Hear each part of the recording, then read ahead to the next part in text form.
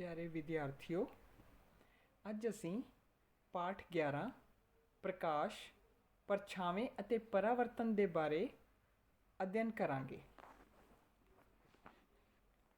मैं Sukhwinder Kaur, science mistress, सरकारी senior secondary school Siddhupur Kalan, block Khamano, जिला फतेहगढ़ साहिब तो हाँ।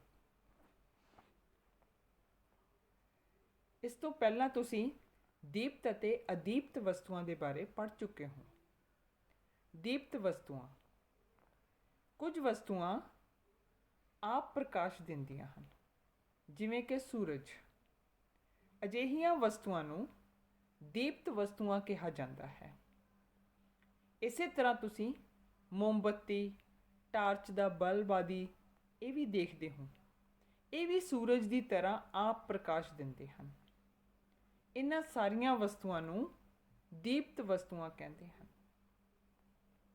ਪਰ ਸਾਡੇ ਆਲੇ ਦੁਆਲੇ ਕੁਝ ਅਜਿਹੀਆਂ ਵਸਤਾਂ ਵੀ ਮੌਜੂਦ ਹਨ ਜੋ ਆਪ ਪ੍ਰਕਾਸ਼ ਨਹੀਂ ਦਿੰਦੀਆਂ।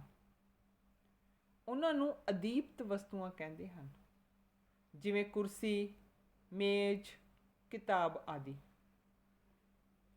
ਕੁਝ ਵਸਤੂਆਂ ਕਿਸੇ ਦੂਸਰੇ ਵਸਤੂ ਦੇ ਪ੍ਰਕਾਸ਼ ਨਾਲ ਚਮਕਦੀਆਂ ਹਨ, ਜਿਵੇਂ ਕਿ ਚੰਦਰਮਾ। ਚੰਦਰਮਾ ਆਪ ਪ੍ਰਕਾਸ਼ ਨਹੀਂ ਦਿੰਦਾ, ਪਰੰਤੂ ਇਹ ਸੂਰਜ ਦੇ ਪ੍ਰਕਾਸ਼ ਨਾਲ ਚਮਕਦਾ ਹੈ। ਇਸ ਲਈ ਇਸ ਨੂੰ ਪ੍ਰਦੀਪਤ ਵਸਤੂ ਕਿਹਾ ਜਾਂਦਾ ਹੈ। ਸੋ ਦੀਪਤ ਜਿਨ੍ਹਾਂ ਦਾ ਆਪਣਾ ਪ੍ਰਕਾਸ਼ ਹੁੰਦਾ ਹੈ, ਅਦੀਪਤ ਜਿਨ੍ਹਾਂ ਦਾ ਆਪਣਾ ਪ੍ਰਕਾਸ਼ ਨਹੀਂ ਹੁੰਦਾ, ਅਤੇ ਪ੍ਰਦੀਪਤ ਜੋ ਕਿਸੇ ਦੂਸਰੇ ਵਸਤੂ ਦੇ ਪ੍ਰਕਾਸ਼ ਨਾਲ ਚਮਕਦੀਆਂ ਹਨ। ਸੋ ਪ੍ਰਕਾਸ਼ ਦੇ ਆਧਾਰ 'ਤੇ ਅਸੀਂ ਇਹਨਾਂ ਵਸਤੂਆਂ ਨੂੰ 3 ਸਮੂਹਾਂ ਦੇ ਵਿੱਚ ਵੰਡ ਸਕਦੇ ਹਾਂ। ਇਸੇ ਤਰ੍ਹਾਂ ਤੁਸੀਂ ਪਾਰਦਰਸ਼ੀ, ਅਪਾਰਦਰਸ਼ੀ ਅਤੇ ਅਲਪ ਪਾਰਦਰਸ਼ੀ ਵਸਤੂਆਂ ਦੇ ਬਾਰੇ ਵੀ ਪੜ੍ਹਿਆ ਹੋਵੇਗਾ। ਪਾਰਦਰਸ਼ੀ ਪਾਰਦਰਸ਼ੀ ਵਸਤੂਆਂ ਕਿਹਨਾਂ ਨੂੰ ਕਹਿੰਦੇ ਹਨ? ਜੇ ਅਸੀਂ ਕਿਸੇ ਵਸਤੂ ਦੇ ਆਰ-ਪਾਰ ਦੇਖ ਸਕਦੇ ਹਾਂ ਤਾਂ ਉਹ ਵਸਤੂ ਪ੍ਰਕਾਸ਼ ਨੂੰ ਆਪਣੇ ਅੰਦਰੋਂ ਹੋ ਕੇ ਜਾਣ ਦਿੰਦੀ ਹੈ। ਇਹੋ ਜਿਹੀ ਵਸਤੂ ਨੂੰ ਪਾਰਦਰਸ਼ੀ ਵਸਤੂ ਕਹਿੰਦੇ ਹਨ। ਸੋ ਜੇ ਅਸੀਂ ਕਿਸੇ ਵਸਤੂ ਦੇ ਆਰ-ਪਾਰ ਦੇਖ ਸਕਦੇ ਹਾਂ ਤਾਂ ਉਹ ਪਾਰਦਰਸ਼ੀ ਵਸਤੂ ਹੈ। ਜੇ ਆਰ-ਪਾਰ ਨਹੀਂ ਦੇਖ ਸਕਦੇ ਤਾਂ ਉਹ ਅਪਾਰਦਰਸ਼ੀ ਵਸਤੂ ਹੈ। ਅਜਿਹਾ ਕਿਉਂ ਹੁੰਦਾ ਹੈ? ਕਿਉਂਕਿ ਕੁਝ ਵਸਤੂਆਂ ਆਪਣੇ ਅੰਦਰੋਂ ਪ੍ਰਕਾਸ਼ ਨੂੰ ਲੰਘਣ ਦਿੰਦੀਆਂ ਹਨ, ਕੁਝ ਵਸਤੂਆਂ ਆਪਣੇ ਵਿੱਚੋਂ ਦੀ ਪ੍ਰਕਾਸ਼ ਨੂੰ ਹੋ ਕੇ ਨਹੀਂ ਜਾਣ ਦਿੰਦੀਆਂ। ਜਿਹੜੀਆਂ ਆਪਣੇ ਅੰਦਰੋਂ ਪ੍ਰਕਾਸ਼ ਨੂੰ ਜਾਣ ਦਿੰਦੀਆਂ ਹਨ ਉਹਨਾਂ ਨੂੰ ਪਾਰਦਰਸ਼ੀ ਵਸਤੂਆਂ ਕਿਹਾ ਜਾਂਦਾ ਹੈ। ਜਿਹੜੀਆਂ ਆਪਣੇ ਅੰਦਰੋਂ ਪ੍ਰਕਾਸ਼ ਨੂੰ ਨਹੀਂ ਜਾਣ ਦਿੰਦੀਆਂ ਉਹਨਾਂ ਨੂੰ ਅਪਾਰਦਰਸ਼ੀ ਵਸਤੂਆਂ ਕਹਿੰਦੇ ਹਨ। ਹੁਣ ਪਾਰਦਰਸ਼ੀ ਵਸਤੂਆਂ ਕਿਹੜੀਆਂ ਹੁੰਦੀਆਂ ਨੇ? ਜਿਵੇਂ ਕਿ ਕੱਚ ਦਾ ਟੁਕੜਾ। ਕੱਚ ਦਾ ਟੁਕੜਾ ਆਪਣੇ ਵਿੱਚੋਂ ਪ੍ਰਕਾਸ਼ ਨੂੰ ਲੰਘਣ ਦਿੰਦਾ ਹੈ। ਇਸੇ ਕਰਕੇ ਅਸੀਂ ਕੱਚ ਦੇ ਵਿੱਚੋਂ ਦੀ ਆਰ-ਪਾਰ ਦੇਖ ਸਕਦੇ ਹਾਂ। ਅਪਾਰਦਰਸ਼ੀ ਵਸਤੂਆਂ ਜਿਵੇਂ ਕਿ ਕਿਤਾਬ ਜਾਂ ਕੋਈ ਮੇਜ਼ ਜਾਂ ਕੁਰਸੀ, ਇਹ ਆਪਣੇ ਵਿੱਚੋਂ ਪ੍ਰਕਾਸ਼ ਨੂੰ ਨਹੀਂ ਲੰਘਣ ਦਿੰਦੀਆਂ।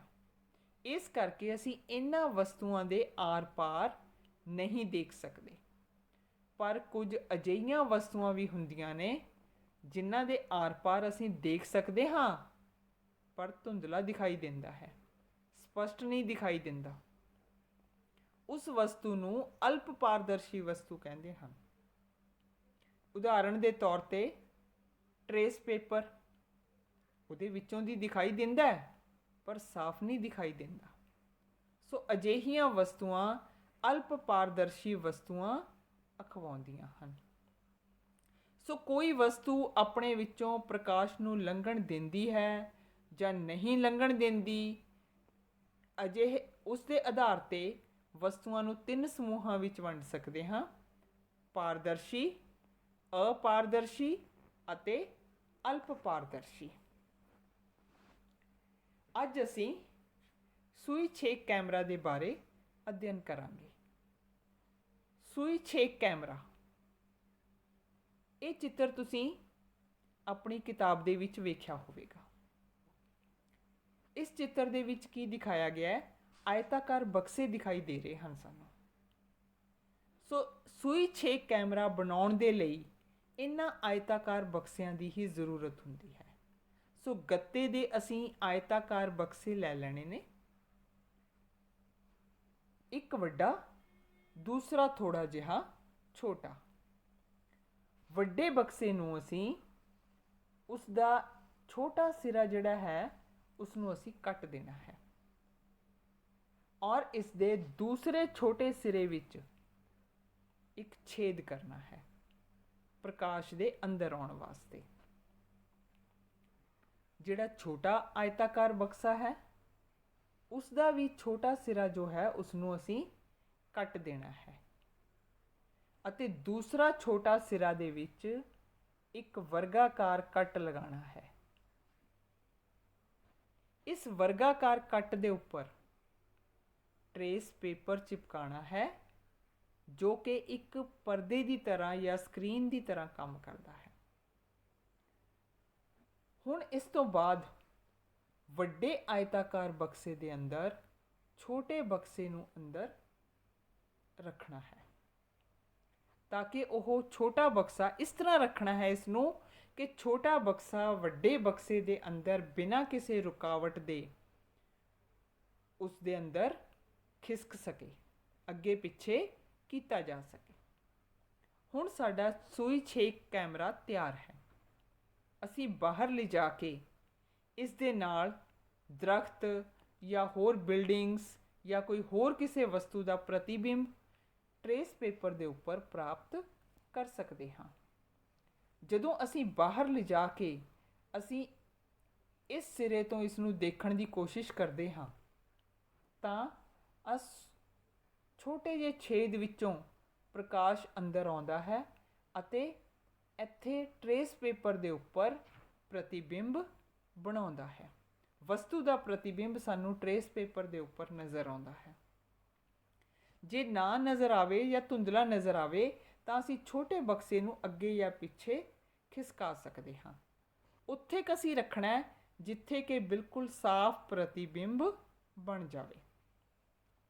ਸੋ ਇਸ ਤਰੀਕੇ ਨਾਲ ਅਸੀਂ ਸੂਈ ਛੇਕ ਕੈਮਰੇ ਦਾ ਉਪਯੋਗ ਕਰਦੇ ਹਾਂ। ਅਸੀਂ ਫਿਰ ਤੋਂ ਦੁਹਰਾਉਂਦੇ ਹਾਂ, ਸੂਈ ਛੇਕ ਕੈਮਰਾ ਕਿਵੇਂ ਤਿਆਰ ਕੀਤਾ ਜਾਂਦਾ ਹੈ? ਦੋ ਗੱਤੇ ਦੇ ਬਕਸੇ ਜਿਨ੍ਹਾਂ ਵਿੱਚੋਂ ਇੱਕ ਬਕਸਾ ਦੂਜੇ ਵਿੱਚ ਬਿਨਾਂ ਰੁਕਾਵਟ ਦੇ ਖਿਸਕ ਜਾਵੇ ਉਹ ਲੈਣੇ ਹਨ ਅਸੀਂ। ਦੋਵਾਂ ਬਕਸਿਆਂ ਦਾ ਇੱਕ ਇੱਕ ਛੋਟਾ ਪਾਸਾ ਕੱਟ ਦਿਓ। ਵੱਡੇ ਬਕਸੇ ਦੇ ਦੂਜੇ ਛੋਟੇ ਪਾਸੇ ਵਿੱਚ ਇੱਕ ਛੋਟਾ ਛੇਦ ਬਣਾਓ। ਇਸੇ ਤਰ੍ਹਾਂ ਛੋਟੇ ਬਕਸੇ ਦੇ ਦੂਜੇ ਛੋਟੇ ਪਾਸੇ ਨੂੰ ਕੱਟ ਕੇ ਉੱਥੇ ਟਰੇਸਿੰਗ ਪੇਪਰ ਚਿਪਕਾ ਕੇ ਢੱਕ ਦਿਓ। ਛੋਟੇ ਬਕਸੇ ਨੂੰ ਵੱਡੇ ਬਕਸੇ ਵਿੱਚ ਇਸ ਤਰ੍ਹਾਂ ਖਿਸਕਾਓ ਕਿ ਛੋਟੇ ਬਕਸੇ ਦਾ ਅਲਪ ਪਾਰਦਰਸ਼ੀ ਟਰੇਸਿੰਗ ਪੇਪਰ ਵਾਲਾ ਪਰਦਾ ਵੱਡੇ ਬਕਸੇ ਦੇ ਵਿੱਚ ਹੋਵੇ। ਸੂਈ ਛੇਦ ਕੈਮਰਾ ਉਪਯੋਗ ਲਈ ਤਿਆਰ ਹੈ। ਇਸ ਤੋਂ ਬਾਅਦ ਅਸੀਂ ਬਾਹਰ ਲਿਜਾ ਕੇ ਵੱਖ-ਵੱਖ ਵਸਤਾਂ ਦੇ ਪ੍ਰਤੀਬਿੰਬ ਉਸ ਦੇ ਉੱਪਰ ਪ੍ਰਾਪਤ ਕਰ ਸਕਦੇ ਹਾਂ।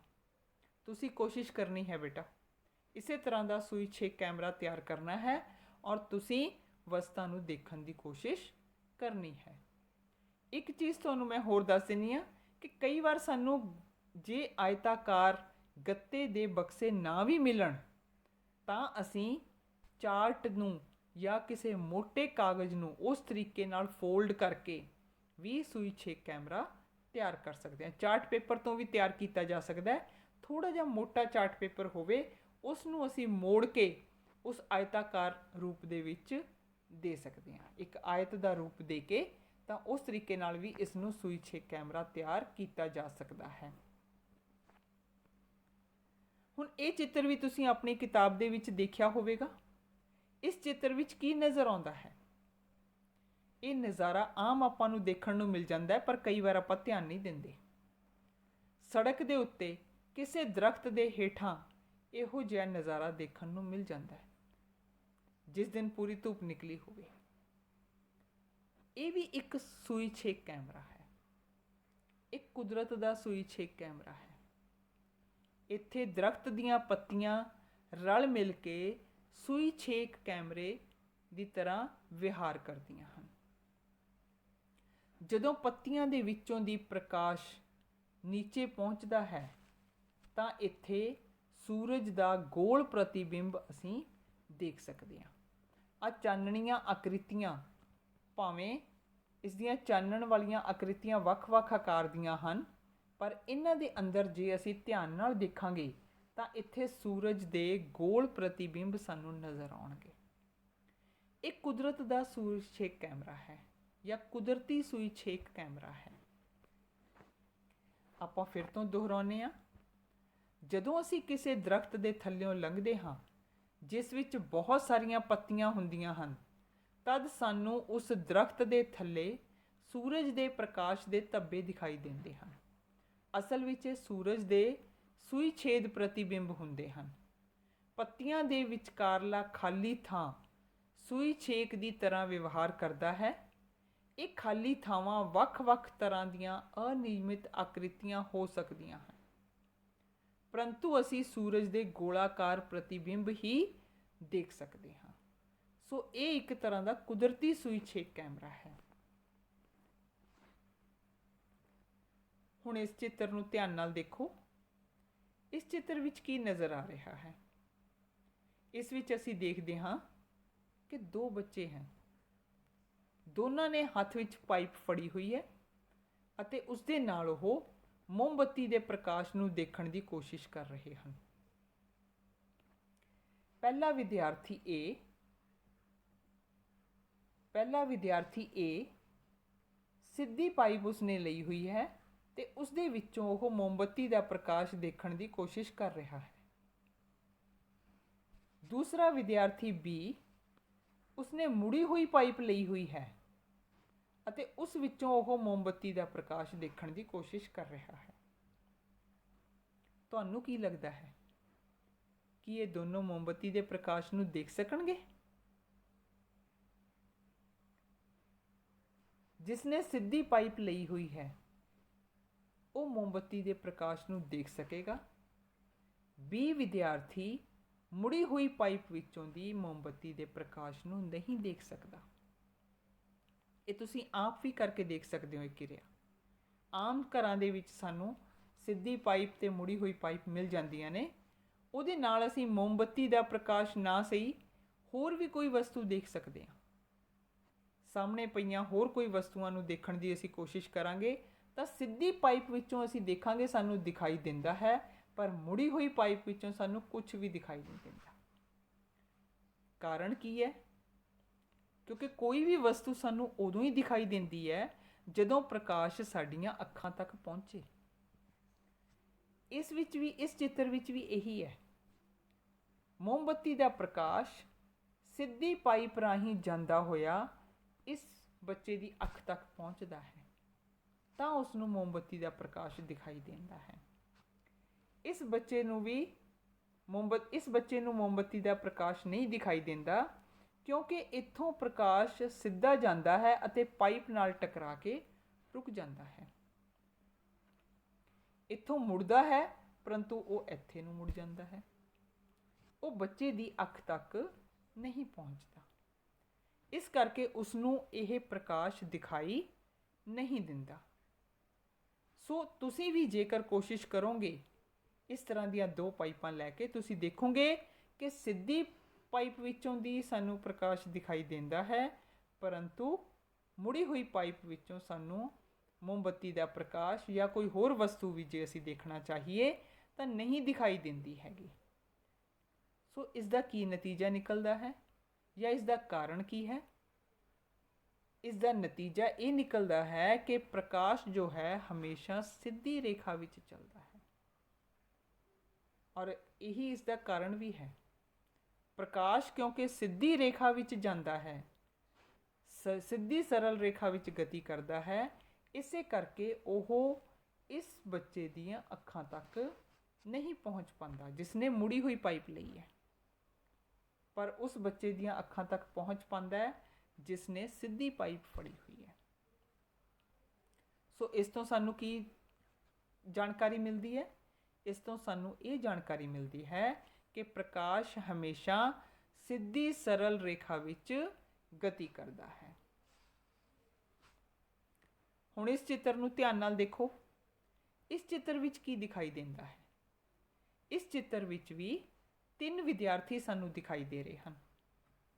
ਇੱਕ ਵਿਦਿਆਰਥੀ ਨੇ ਟਾਰਚ ਫੜੀ ਹੋਈ ਹੈ, ਉਹ ਟਾਰਚ ਨਾਲ ਪ੍ਰਕਾਸ਼ ਪਾ ਰਿਹਾ ਹੈ। ਦੂਸਰੇ ਵਿਦਿਆਰਥੀ ਨੇ ਆਪਣੇ ਹੱਥ ਵਿੱਚ ਸ਼ੀਸ਼ਾ ਫੜਿਆ ਹੋਇਆ ਹੈ। ਸ਼ੀਸ਼ਾ ਆਪਾਂ ਜਿਹੜਾ ਆਮ ਘਰਾਂ ਦੇ ਵਿੱਚ ਆਪਣਾ ਚਿਹਰਾ ਦੇਖਣ ਲਈ ਵਰਤਦੇ ਹਾਂ, ਤਿਆਰ ਹੋਣ ਵਾਸਤੇ ਆਪਾਂ ਵਰਤਦੇ ਹਾਂ, ਉਹੀ ਸ਼ੀਸ਼ਾ ਪਕੜਿਆ ਹੋਇਆ ਹੈ। ਔਰ ਜਦੋਂ ਟਾਰਚ ਨਾਲ ਪ੍ਰਕਾਸ਼ ਇਸ ਸ਼ੀਸ਼ੇ ਉੱਤੇ ਪਾਇਆ ਜਾਂਦਾ ਹੈ ਤਾਂ ਇੱਥੋਂ ਟਕਰਾ ਕੇ ਇਹ ਵਾਪਸ ਮੁੜਦਾ ਹੈ ਔਰ ਤੀਜੇ ਵਿਦਿਆਰਥੀ ਤੱਕ ਪਹੁੰਚਦਾ ਹੈ। ਸਾਰੀਆਂ ਪ੍ਰਕਾਸ਼ ਦੀਆਂ ਕਿਰਨਾਂ ਜਿੰਨੀਆਂ ਵੀ ਟਾਰਚ ਤੋਂ ਜਾਂਦੀਆਂ ਹਨ, ਇਸੇ ਤਰ੍ਹਾਂ ਦਰਪਣ ਨਾਲ ਟਕਰਾ ਕੇ ਜਾਂ ਸ਼ੀਸ਼ੇ ਨਾਲ ਟਕਰਾ ਕੇ ਵਾਪਸ ਮੁੜਦੀਆਂ ਹਨ। ਇੱਥੋਂ ਜਾਂਦੀਆਂ ਨੇ, ਸ਼ੀਸ਼ੇ ਨਾਲ ਟਕਰਾਉਂਦੀਆਂ ਨੇ ਅਤੇ ਵਾਪਸ ਮੁੜ ਪੈਂਦੀਆਂ ਨੇਗੀਆਂ। ਤਾਂ ਇਹ ਜੋ ਸ਼ੀਸ਼ਾ ਹੈ, ਜਿਸ ਨੂੰ ਕਿ ਅਸੀਂ ਸਾਇੰਸ ਦੀ ਭਾਸ਼ਾ ਵਿੱਚ ਦਰਪਣ ਕਹਿੰਦੇ ਹਾਂ, ਇਹ ਇੱਕ ਪਰਾਵਰਤਕ ਸਤ੍ਹਾ ਦਾ ਕੰਮ ਕਰਦਾ ਹੈ। ਔਰ ਇਸ ਕਿਰਿਆ ਨੂੰ ਕੀ ਕਹਿੰਦੇ ਹਨ? ਇਸ ਕਿਰਿਆ ਨੂੰ ਕਹਿੰਦੇ ਹਨ ਪਰਾਵਰਤਨ। ਪਰਾਵਰਤਨ ਮਤਲਬ ਮੁੜਨਾ, ਪਿੱਛੇ ਮੁੜਨਾ ਜਾਂ ਵਾਪਸ ਮੁੜਨਾ। ਇੱਥੇ ਪ੍ਰਕਾਸ਼ ਸ਼ੀਸ਼ੇ ਨਾਲ ਟਕਰਾ ਕੇ ਪਿੱਛੇ ਮੁੜਦਾ ਹੈ, ਇਸ ਕਰਕੇ ਇਸ ਕਿਰਿਆ ਨੂੰ ਪਰਾਵਰਤਨ ਕਿਹਾ ਜਾਂਦਾ ਹੈ ਜਾਂ ਪ੍ਰਕਾਸ਼ ਦਾ ਪਰਾਵਰਤਨ ਕਿਹਾ ਜਾਂਦਾ ਹੈ। ਸ਼ੀਸ਼ਾ ਜਾਂ ਦਰਪਣ ਕਿਵੇਂ ਤਿਆਰ ਹੁੰਦਾ ਹੈ? ਸ਼ੀਸ਼ਾ ਜਾਂ ਦਰਪਣ ਆਮ ਕੱਚ ਦੇ ਟੁਕੜੇ ਤੋਂ ਹੀ ਤਿਆਰ ਹੁੰਦਾ ਹੈ। ਕੱਚ ਦੀ ਜਦੋਂ ਇੱਕ ਸਾਈਡ, ਇੱਕ ਮਗਰਲੀ ਸਾਈਡ ਜਿਹੜੀ ਹੈਗੀ, ਪਿਛਲੀ ਸਾਈਡ ਇਹਦੀ ਪਾਲਿਸ਼ ਕੀਤੀ ਹੁੰਦੀ ਹੈ ਤਾਂ ਅਗਲੀ ਸਤ੍ਹਾ ਇਸ ਦੀ ਪਰਾਵਰਤਕ ਬਣ ਜਾਂਦੀ ਹੈ। ਤਾਂ ਇਸ ਦੇ ਉੱਪਰ ਜਦੋਂ ਕੋਈ ਵੀ ਪ੍ਰਕਾਸ਼ ਟਕਰਾਉਂਦਾ ਹੈ ਤਾਂ ਉਸ ਨਾਲ ਟਕਰਾ ਕੇ ਵਾਪਸ ਮੁੜ ਪੈਂਦਾ, ਉਸ ਦੇ ਵਿੱਚੋਂ ਦੀ ਨਹੀਂ ਲੰਘ ਸਕਦਾ ਕਿਉਂਕਿ ਉਸ ਦੀ ਪਿਛਲੀ ਸਤ੍ਹਾ ਪਾਲਿਸ਼ ਕੀਤੀ ਹੋਈ ਹੈ। ਤਾਂ ਪਿਛਲੀ ਸਤ੍ਹਾ ਨੂੰ, ਦਰਪਣ ਦੀ ਪਿਛਲੀ ਸਤ੍ਹਾ ਨੂੰ ਪਾਲਿਸ਼ ਕੀਤੀ ਸਤ੍ਹਾ ਕਿਹਾ ਜਾਂਦਾ ਹੈ ਅਤੇ ਅਗਲੀ ਸਤ੍ਹਾ ਨੂੰ ਪਰਾਵਰਤਕ ਸਤ੍ਹਾ ਕਿਹਾ ਜਾਂਦਾ ਹੈ, ਜਿਸ ਨਾਲ ਪ੍ਰਕਾਸ਼ ਟਕਰਾ ਕੇ ਵਾਪਸ ਮੁੜਦਾ ਹੈ। ਅਤੇ ਇਸ ਕਿਰਿਆ ਨੂੰ ਕੀ ਕਿਹਾ ਜਾਂਦਾ ਹੈ? ਪ੍ਰਕਾਸ਼ ਦਾ ਪਰਾਵਰਤਨ। ਸੋ ਇਹ ਕਿਰਿਆ ਵੀ ਤੁਸੀਂ ਕਰਕੇ ਦੇਖ ਸਕਦੇ ਹੋ। ਟਾਰਚ ਦੇ ਨਾਲ ਸ਼ੀਸ਼ੇ ਦੇ ਉੱਤੇ ਪ੍ਰਕਾਸ਼ ਪਾ ਕੇ ਤੁਸੀਂ ਦੇਖ ਸਕਦੇ ਹੋ ਪ੍ਰਕਾਸ਼ ਦਾ ਪਰਾਵਰਤਨ। ਉਸ ਨੂੰ ਕਿਸੇ ਹੋਰ ਕੰਧ ਦੇ ਉੱਤੇ ਵੀ ਪ੍ਰਾਪਤ ਕੀਤਾ ਜਾ ਸਕਦਾ ਹੈ।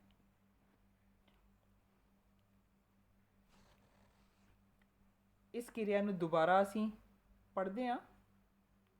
ਕਿਰਿਆ 7 ਦੇ ਰੂਪ ਵਿੱਚ ਇਹ ਤੁਹਾਡੀ ਕਿਤਾਬ ਦੇ ਵਿੱਚ ਹੀ ਮੌਜੂਦ ਹੈ। ਦਰਪਣ ਕੱਚ ਦੇ ਟੁਕੜੇ ਦੀ ਇੱਕ ਸਤ੍ਹਾ ਨੂੰ ਪਾਲਿਸ਼ ਕਰਕੇ ਦਰਪਣ ਤਿਆਰ ਕੀਤਾ ਜਾਂਦਾ ਹੈ। ਅਤੇ ਪਰਾਵਰਤਨ ਕੀ ਹੁੰਦਾ ਹੈ? ਪ੍ਰਕਾਸ਼ ਜਦੋਂ ਕਿਸੇ ਪਾਲਿਸ਼ ਕੀਤੀ ਸਤ੍ਹਾ ਤੇ ਪੈਂਦਾ ਹੈ ਤਾਂ ਉਸ ਨਾਲ ਟਕਰਾ ਕੇ ਵਾਪਸ ਮੁੜਦਾ ਹੈ। ਇਸ ਨੂੰ ਪ੍ਰਕਾਸ਼ ਦਾ ਪਰਾਵਰਤਨ ਕਿਹਾ ਜਾਂਦਾ ਹੈ। ਤੇ ਇਸ ਕਿਰਿਆ ਤੋਂ ਸਾਨੂੰ ਕੀ ਜਾਣਕਾਰੀ ਮਿਲਦੀ ਹੈ? ਇਸ ਕਿਰਿਆ ਤੋਂ ਸਾਨੂੰ ਪਤਾ ਲੱਗਦਾ ਹੈ ਕਿ ਪ੍ਰਕਾਸ਼ ਸਰਲ ਰੇਖਾ ਦੀ ਦਿਸ਼ਾ ਅਨੁਸਾਰ ਚੱਲਦਾ ਹੋਇਆ ਦਰਪਣ ਤੋਂ ਪਰਾਵਰਤਿਤ ਹੋ ਜਾਂਦਾ ਹੈ। ਸੋ 2 ਚੀਜ਼ਾਂ ਸਾਨੂੰ ਇੱਥੇ ਹਾਸਲ ਹੁੰਦੀਆਂ ਹਨ ਕਿ ਪ੍ਰਕਾਸ਼ ਸਿੱਧੀ ਅਤੇ ਸਰਲ ਰੇਖਾ ਵਿੱਚ ਚੱਲਦਾ ਹੈ। ਦੂਸਰਾ, ਪ੍ਰਕਾਸ਼ ਪਰਾਵਰਤਕ ਸਤ੍ਹਾ ਨਾਲ ਟਕਰਾ ਕੇ ਪਰਾਵਰਤਿਤ ਹੋ ਜਾਂਦਾ ਹੈ। ਇਹ ਚਿੱਤਰ ਵੀ ਤੁਹਾਡੀ ਕਿਤਾਬ ਦੇ ਵਿੱਚ ਮੌਜੂਦ ਹੈ। ਇਸ ਚਿੱਤਰ ਤੋਂ ਤੁਹਾਨੂੰ ਕੀ ਪਤਾ ਲੱਗਦਾ ਹੈ? ਇਸ ਚਿੱਤਰ ਵਿੱਚ ਤੁਸੀਂ ਕੀ ਦੇਖਦੇ ਹੋ? ਇਸ ਚਿੱਤਰ ਵਿੱਚ ਅਸੀਂ ਦੇਖਦੇ ਹਾਂ ਇੱਕ ਥਰਮੋਕੋਲ ਦਾ ਟੁਕੜਾ ਮੌਜੂਦ ਹੈ। ਇਸ ਥਰਮੋਕੋਲ ਦੇ ਟੁਕੜੇ ਦੇ ਇੱਕ ਪਾਸੇ ਕੰਘੀ ਨੂੰ ਰੱਖਿਆ ਗਿਆ ਹੈ ਔਰ ਇਸ ਦੇ ਦੂਸਰੇ ਪਾਸੇ ਇੱਥੇ ਇੱਕ ਸ਼ੀਸ਼ਾ ਜਾਂ ਦਰਪਣ ਟਿਕਾਇਆ ਗਿਆ ਹੈ। ਜਦੋਂ ਟਾਰਚ ਤੋਂ ਪ੍ਰਕਾਸ਼ ਦਾ ਪੁੰਜ ਪਾਇਆ ਜਾਂਦਾ ਹੈ ਦਰਪਣ ਤੇ, ਤਾਂ ਉਹ ਕੰਘੀ ਦੇ ਵਿੱਚੋਂ ਦੀ ਹੁੰਦਾ ਹੋਇਆ ਦਰਪਣ ਤੱਕ ਪਹੁੰਚਦਾ ਹੈ ਅਤੇ ਇਸ ਨਾਲ ਟਕਰਾ ਕੇ ਵਾਪਸ ਮੁੜ ਪੈਂਦਾ ਹੈ।